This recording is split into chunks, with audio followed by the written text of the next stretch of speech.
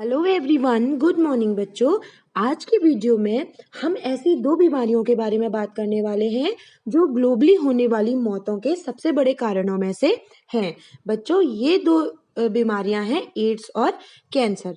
सबसे पहले हम बात कर लेते हैं एड्स की। एड्स यानी AIDS यानी एक्वायर्ड इम्यूनो डिफिशियंसी सिंड्रोम। बच्चों, एड्स की खोज 1981 में हुई और 1982 में पता चला कि जो एड्स है वो एक HIV वायरस के द्वारा होता है। HIV वायरस का मतलब है ह्यूमन इम्यूनो वायरस। ये HIV वायरस एक रेट्रो वायरस है। बच्चों, जिस व्यक्ति में HIV वायरस पाया जाता है उसे HIV पॉजिटिव कहा जाता है। ये HIV संक्रमित व्यक्ति के रक्त, लसिका, मस्तिष्क ऊतक, मेरुद्रव्य, आंसू, bone marrow, blood plasma, saliva, semen में पाया जाता है। बच्चों, HIV मनुष्य में ट्यूमर रोग उत्पन्न करने में कोफैक्टर का काम भी करता है। बच्चों, संक्रमित व्यक्ति कई वर्षों तक सामान्य रहता है, परंतु दूसरे व्यक्तियों के लिए यह संक्रमणकारी होता है। बच्चों, HIV वायरस हमारे रक्त में उपस्थित टी लिम्फोसाइट नामक WBC को धीरे धीरे खत्म करने लगता है। यह WBC हमें प्रतिरोधक क्षमता प्रदान करती है, किंतु जब HIV इसकी संख्या को कम कर देता है तो छोटी छोटी बीमारियां भी व्यक्ति के शरीर में लग जाती हैं। छोटे छोटे संक्रमण हो जाते हैं और वो ठीक भी नहीं होते और किसी भी एक संक्रमण से व्यक्ति की मृत्यु हो सकती है।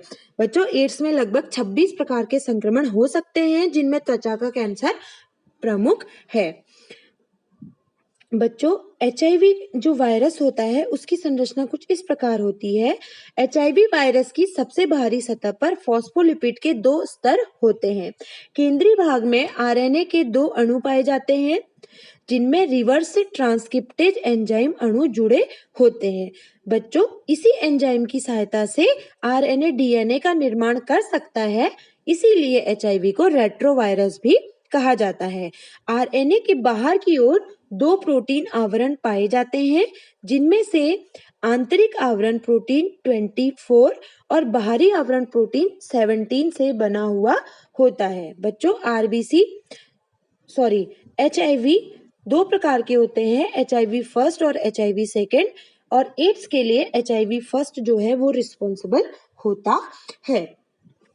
बच्चों, एड्स रोग का संचरण मुख्य रूप से रक्त, सेमन और वेजाइनल सिक्रीशन द्वारा होता है। इनके संपर्क में आने से स्वस्थ व्यक्ति रोगी हो सकता है। बच्चों, सबसे ज्यादा जो संक्रमण होता है वो सेक्सुअल रिलेशन या सेक्सुअल एक्टिविटी के कारण होता है, जो कि 82.5% होता है लगभग। इसके अलावा इन्फेक्टेड ब्लड ट्रांसफ्यूजन के द्वारा और संक्रमित सुई के प्रयोग से, अन्य माध्यमों से और माता से शिशु में प्लेसेंटा आदि के द्वारा भी यह फैलता है। बच्चों, HIV हमारे शरीर में प्रवेश करते ही हमारी प्रतिरक्षा प्रणाली की मुख्य कोशिका हेल्पर टी लिम्फोसाइट्स को, ये याद रखिएगा, हेल्पर टी लिम्फोसाइट्स को अटैक करता है। ठीक है। सहायक टी कोशिकाओं की संख्या कम होने पर प्रतिरक्षा प्रणाली की अन्य लसिका कोशिकाएं भी सक्रिय नहीं हो पाती हैं, जिससे प्रतिरक्षा प्रणाली हमारी बहुत कमजोर हो जाती है। HIV के संक्रमण के बाद रोग के लक्षण प्रकट होने में कुछ माह से लेकर 5 से 10 वर्ष का समय लग जाता है, किंतु जो रोगी व्यक्ति होता है तुरंत ही दूसरे लोगों में रोग को संचरण कर सकता है। ठीक है, मतलब जरूरी नहीं है कि अगर आपको HIV है, अगर किसी व्यक्ति को HIV है तो उसके लक्षण तुरंत ही दिखाई दे। कभी लक्षण दिखाई देने में काफी समय लग जाता है, सालों साल समय लग जाता है, जिससे कि HIV रोगी की पहचान नहीं हो पाती है। HIV व्यक्ति के शरीर में पाई जाने वाली वृहद भक्षकाणु में प्रवेश करता है। HIV का एक सूत्री RNA रिवर्स ट्रांसक्रिप्टेज एंजाइम द्वारा DNA बनाता है। ठीक है, जो DNA, ये जो बना हुआ DNA होता है, जो ये सेल्स है, जो वाली सेल है जिसमें ये घुसा, उसके साथ जुड़ जाता है और फिर ये इस कोशिका को आदेश देता है कि उसको फिर दोबारा से प्रोड्यूस करना है वायरस का जो जेनेटिक मटेरियल है उसको प्रोड्यूस करना है। इसके बाद जो परपोषी कोशिका HIV विषाणु उत्पन्न करती रहती है। ठीक है, बहुत सारी HIV विषाणु कोशिकाएं उत्पन्न करती रहती है और यहाँ पर जो ये बेचारी कोशिका है वो HIV की फैक्ट्री की तरह कार्य करने लगती है। यानी कि एक बार अगर विषाणु शरीर में घुस जाता है किसी व्यक्ति के तो बहुत कम समय में अपनी बहुत सारी संतानें उत्पन्न करवाता है। किससे? जिस कोशिका को ये भेजता है उससे। HIV सहायक जो हेल्पर टी सेल्स में प्रवेश कर जाते हैं और वहां अपनी संख्या में वृद्धि करते हैं, फिर रक्त में मुक्त हो जाते हैं। फिर इस प्रकार रक्त में मुक्त हुए HIV दोबारा से फिर टी सेल्स में प्रवेश करते हैं और फिर वही प्रोसेस चलता है। यानी ये बहुत कम समय में बहुत सारी हेल्पर टी सेल्स को खत्म कर देते हैं, जिससे क्या होता है व्यक्ति को बुखार हो जाता है, वजन में कमी आ जाती है तथा दस्त जैसे लक्षण उत्पन्न हो जाते हैं और HIV संक्रमित व्यक्ति माइकोबैक्टीरियम विषाणुओं और टॉक्सोप्लेज्मा आदि जो छोटे छोटे रोग हैं उन संक्रमणों से भी अपनी रक्षा नहीं कर सकता है। तो टोटल कंक्लूजन ये है कि जो एड्स है वो स्वयं में कोई रोग नहीं होता है, चूंकि इसमें आपकी प्रतिरक्षा में कमी हो जाती है, रोगाणुओं की संख्या में कमी, रोगाणुओं से लड़ने की क्षमता में कमी हो जाती है, तो रोगी व्यक्ति को आसानी से कोई छोटा मोटा रोग लग जाता है और वो बहुत भीषण रूप ले लेता है जिससे उस व्यक्ति की मृत्यु हो जाती है। कई लोग तो यहाँ तक भी कहते हैं जो एड्स है वो रोग नहीं है बल्कि रोगों के लिए निमंत्रण होता है। ठीक है, रोगों के लिए शरीर को निमंत्रण देता है जिससे किसी भी सर्दी जुकाम या 26 प्रकार के जो मैं संक्रमण मैंने आपको बताया उससे किसी भी संक्रमण से व्यक्ति की मृत्यु हो सकती है। बच्चों, HIV संक्रमण हो गया है, इसका पता लगाने के लिए परीक्षण किए जाते हैं जिनमें एलिसा टेस्ट आता है, वेस्टर्न ब्लॉट टेस्ट आता है और सलाइवा टेस्ट। इनसे पता लगता है किसका? HIV संक्रमण का पता लगता है। बच्चों, HIV एड्स जो रोग है वो उसके कुछ लक्षण भी होते हैं, जैसे बार बार सामान्य रोगों से ग्रसित हो जाना, साथ ही साथ TB, कैंसर, निमोनिया आदि यौन रोगों का भी उपचार होने के बाद भी ठीक ना होना, लंबे समय तक सामान्य रोगों से ग्रसित होना और अंत में मृत्यु हो जाना, सांस लेने में तकलीफ, धीरे धीरे शरीर के भार में कमी, शरीर की रोगों से लड़ने की क्षमता खत्म होना, सरदर्द रहना, हमेशा चक्कर आना और बार बार पतले दस्त का आना और गले आदि में गिल्टियों का बच जाना आदि बहुत से ऐसे लक्षण हैं जिनसे प्राथमिक तौर पे एक सिम्टम होते हैं, एक संभावना होती है कि आपको अब टेस्ट के लिए जाना है। ठीक है, रोगी को टेस्ट के लिए जाना है। बच्चों, ये जो एड्स है बहुत ही घातक रोग है। सफल उपचार न होने के कारण एड्स को मृत्यु का वारंट नाम से भी जाना जाता है।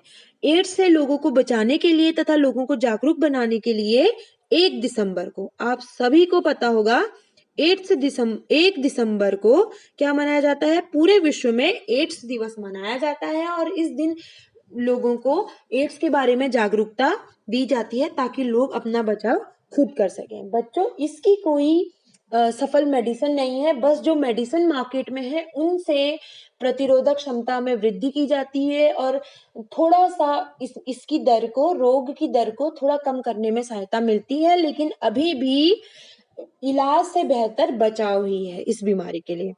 बच्चों, एड्स के बचाव के कुछ उपाय हैं, जैसे संक्रमित सुई का प्रयोग नहीं करना चाहिए, रक्त चढ़ाने से पहले उसकी पूर्णतः जांच होनी चाहिए और जो सेक्सुअल इंटरकोर्स है उसमें भी सावधानी बरतनी चाहिए और सुरक्षा के उपायों जैसे कॉन्डम्स आदि का इस्तेमाल करना चाहिए, असुरक्षित यौन संबंधों से बचना चाहिए, नशीले पदार्थों का सेवन नहीं करना चाहिए और सबसे इम्पोर्टेंट है एड्स के लिए जागरूक होना। इस बीमारी के लिए सभी में जागरूकता होनी चाहिए। बच्चों कुछ ऐसे फैक्ट्स भी हैं जो मिथ हैं, मतलब जो हमारे समाज में व्याप्त हैं, जैसे कि एक दूसरे को स्पर्श करने से एड्स होता है, जो कि सरासर गलत है। एक दूसरे के गले मिलने से, एक दूसरे के बर्तन काम लेने से, काम में लाने से और एक दूसरे की चीजें इस्तेमाल करने से एड्स फैलता है, जो कि सरासर मिथ है। हमें एड्स के रोगी के साथ सहानुभूति रखनी चाहिए और उसके साथ बुरा व्यवहार नहीं करना चाहिए। कुछ बातों की सावधानी रखनी चाहिए जिससे कि हम इस बीमारी से अपनी सुरक्षा कर सकें। चलिए बच्चों, अब हम आ जाते हैं दूसरी बीमारी की तरफ, जो कि अपने आप में बहुत खतरनाक बीमारी है और सभी आज के परिप्रेक्ष्य में सभी इस बीमारी से परिचित हैं। इसका नाम कभी ना कभी सुना होता है, जो कि है कैंसर। बच्चों, जब शरीर के किसी भाग या ऊतक की कोशिकाओं में होने वाले अनियंत्रित कोशिका विभाजन हो जाता है शरीर की किसी कोशिकाओं में, तो उसके कारण एक ट्यूमर का निर्माण हो जाता है। बेसिकली उस ट्यूमर को कैंसर कहा जाता है और कैंसर के अध्ययन को ऑन्कोलॉजी कहते हैं। कैंसर यानी क्रैब के आकार की, जब अनियमित आकार की कोशिका अनियमित सेल विभाजन से जो बनती हैं गांठें, उनको बेसिकली कैंसर कहा जाता है। बच्चों, ये ट्यूमर जो होता है वो दो प्रकार का होता है, बेनाइन ट्यूमर और मैलिग्नेंट ट्यूमर। जो बेनाइन ट्यूमर है ये निश्चित स्थानों पर स्थिर होते हैं, ठीक है, स्टेबल होंगे और एक जगह से दूसरी जगह पे ट्रांसफर नहीं होते हैं। ये संयोजी ऊतक के कनेक्टिव टिश्यू के कवर से ढके हुए होते हैं। अगर इन्हें शरीर के बाहर निकाल दिया जाए तो ये हानिकारक नहीं होते हैं। दूसरा है मैलिग्नेंट ट्यूमर। ऐसे बच्चों, ये जो ट्यूमर है वो स्थिर नहीं होती हैं। ये ट्यूमर क्या होती हैं, ब्लड सर्कुलेशन के साथ एक पार्ट से दूसरे पार्ट में जाती हैं और नए ट्यूमर बनाते रहती हैं। तो जब ये नए ट्यूमर एक जगह से, ये प्राइमरी ट्यूमर होता है, जब ये दूसरी जगह जाते हैं तो ये दूसरा ट्यूमर बनाते हैं जिसे हम सेकेंडरी ट्यूमर कहते हैं और इस प्रोसेस को हम कहते हैं मेटास्टेसिस। बहुत इंपॉर्टेंट है, याद रखिएगा। और यही कैंसर बहुत हानिकारक होता है। बच्चों, इस ट्यूमर में क्या होता है, नई कोशिकाओं में रक्त कोशिकाओं का निर्माण हो जाता है, जो ग्रोथ जो नई कैंसर कोशिकाएं होती हैं उनको पोषण प्रदान करती हैं और इस प्रकार की कोशिकाओं के बनने की क्रिया को एंजियोजेनेसिस कहते हैं। रक्त कैंसर में बच्चों ट्यूमर नहीं बनता है। बच्चों, कैंसर के भी कुछ प्रकार होते हैं, जैसे उपकला ऊतक व ग्रंथियों में पाए जाने वाला, जैसे ब्रेस्ट कैंसर, आमाशय का कैंसर, लंग कैंसर, त्वचा का कैंसर, अग्न्याशय कैंसर आदि को कहते हैं कार्सिनोमास। ठीक है, वह कैंसर जो मीजोडर्म से उत्पन्न होता है उसको कहते हैं सार्कोमास। रक्त कैंसर को कहते हैं ल्यूकेमिया। पेशियों में होने वाले कैंसर को कहते हैं मायोमा। ग्लैंड्स में होने वाले कैंसर को कहते हैं एडिनोमा और त्वचा के कैंसर को कहते हैं मेलानोमा और लसिका ऊतकों और लसिका गांठों के कैंसर को कहते हैं लिम्फोमा और तंत्रिका तंत्र की न्यूरोग्लियल कोशिकाओं में होने वाले कैंसर को कहते हैं ग्लियोमा। बच्चों, भारत में जो सर्वाधिक कैंसर जो पाए जाते हैं वो है फेफड़ों का कैंसर, त्वचा का कैंसर, ब्रेस्ट कैंसर, मुख और गले का कैंसर जो ज्यादातर तंबाकू खाने वालों में होता है और स्त्रियों का गर्भाशयी कैंसर या सर्विक्स कैंसर। बच्चों, कुछ कारक ऐसे होते हैं जो कैंसर को प्रेरित करते हैं, उन्हें कैंसर कारक या कैंसर जन कहते हैं, जो कि इस प्रकार हैं, जैसे कि आयनीकारी किरणें, एक्सरे, गामा रे और अल्ट्रावायलेट रेज।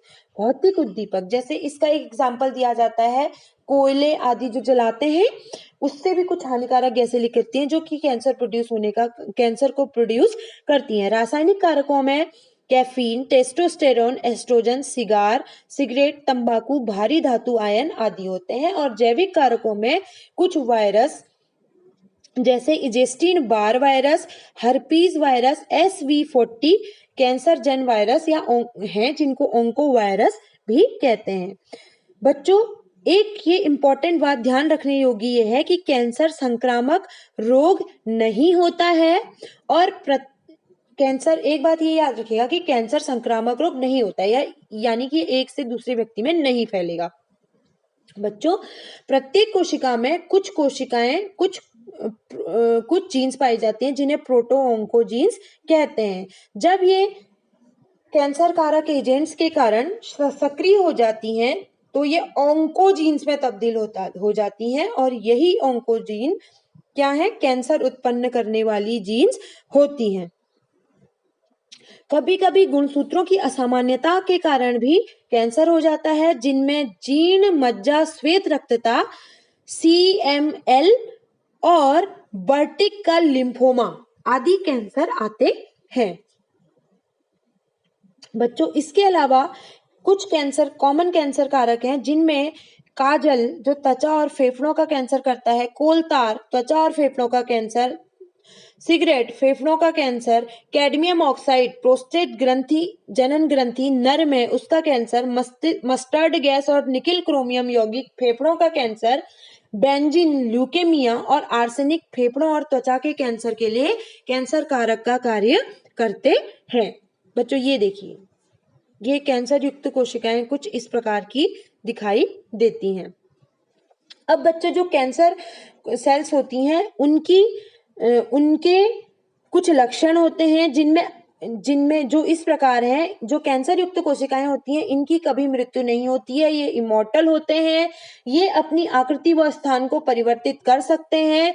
कैंसर कोशिकाओं के समूह में स्थानांतरण व रक्त संवहन पाया जाता है। इसकी कोशिकाएं व केंद्रक आकार में सामान्य कोशिका से बड़े होते हैं। इनमें तेजी से विभाजन होने के कारण ये पॉलीराइबोसोम्स का निर्माण करते हैं। इनकी कोशिकाओं में न्यूक्लियोलस की संख्या सामान्य से ज्यादा होती है। इनमें गोल्जी कॉइड छोटे होते हैं और इनकी कोशिका झिल्ली अनियमित होती है। बच्चों, कैंसर के कुछ लक्षण होते हैं जो इस प्रकार होते हैं। ये कोशिकाओं में होने वाला अनियंत्रित कोशिका विभाजन है, जो कि कोशिकाओं में अचानक से अनयूजुअल सी वृद्धि करता है। कैंसर की कोशिकाओं का आकार सामान्य कोशिकाओं से बड़ा होता है।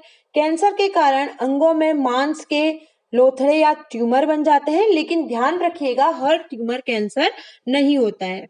कैंसर वाला ट्यूमर निरंतर रूप से वृद्धि करने लगता है, घावों से रक्तस्राव होने लगता है, पाचन शक्ति में कमी होती है, लंबे समय तक घाव नहीं भरते हैं, आवाज का भारीपन, खांसी लगातार होने लगती है, गले में दर्द होने लगता है, शरीर के भार में अचानक कमी आती है, स्त्रियों में मासिक धर्म में लगातार कमी आती है, प्राकृतिक छिद्रों से रुधिर की हानि होने लगती है। अचानक यदि किसी के शरीर में कोई तिल है, उसमें परिवर्तन, बड़ा छोटा या गायब होना, उसको परिवर्तन कहते हैं, वो आने लगता है। और अनयूजुअल तरीके से, अनएक्सपेक्टेड अगर आपको फीवर रहता है, अगर किसी रोगी को फीवर रहता है, तो यह कैंसर के लक्षण माने जाते हैं। इसलिए समय पे जांच करा लेनी चाहिए ताकि समय पे कैंसर का इलाज हो सके। बच्चों, कैंसर की जांच के लिए बायोप्सी टेक्निक का प्रयोग किया जाता है। बायोप्सी में जिस भाग में शक हो कि कैंसर है, उस हिस्से को काटकर उसकी जांच की जाती है कि कैंसर है या नहीं। दूसरा है हिस्टोपैथोलॉजिकल तरीका। उसमें आंतरिक अंगों में कैंसर का पता लगाने के लिए radiography, x ray, computed tomography, magnetic resonance imaging आदि तकनीकों का प्रयोग किया जाता है। इसके अलावा ब्लड कैंसर में रक्त की जांच, कुछ प्रतिरक्षियों का उपयोग करके भी कैंसर का पता लगाया जा सकता है।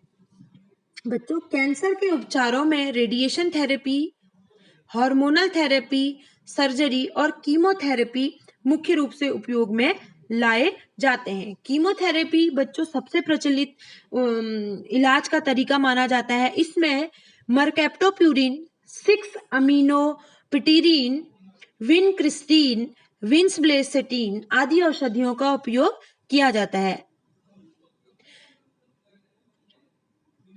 बच्चों, लेकिन कीमोथेरेपी के कुछ साइड इफेक्ट्स भी होते हैं, जिसमें खून की कमी और बाल झड़ जाना मुख्य है। प्रायः कैंसर के इलाज के लिए सर्जरी, रेडिएशन और कीमोथेरेपी का सामूहिक रूप से उपयोग किया जाता है। सामूहिक रूप से प्रयोग किया जाता है। कुल मिला के बच्चों ये जो कैंसर बीमारी है बहुत खतरनाक बीमारी है और इसका इलाज भी काफी महंगा होता है और इलाज होने के यदि प्राथमिक स्तर पे इस कैंसर बीमारी का पता लग जाए तो एक बार को व्यक्ति स्वस्थ हो सकता है, किंतु इस बीमारी का पता जितनी देर में लगता है तब तक आदमी के ठीक होने की संभावनाएं उसी दर से कम होती रहती हैं। इसके इलाज भी बहुत महंगे होते हैं, इसलिए स्पेशली इसको आपके सिलेबस में इसलिए रखा गया है क्योंकि इस बीमारी की जागरूकता होनी चाहिए ताकि समय पे इस बीमारी का इलाज संभव हो सके। बच्चों जो प्रतिरक्षा तंत्र होता है वो ट्यूमर सेल्स को पहचानने और उनको नष्ट करने में हमारा असमर्थ रहता है। ठीक है, वर्तमान में कैंसर एक खतरनाक बीमारी है और लोगों को इसके प्रति जागरूक करने के लिए 7 नवंबर को कैंसर जागरूकता दिवस के रूप में मनाया जाता है। बच्चों आज हमने दो बहुत ही खतरनाक बीमारियों के बारे में चर्चा की जिनके बारे में जागरूक होना और जिनकी सामान्य जानकारी होना बहुत आवश्यक है।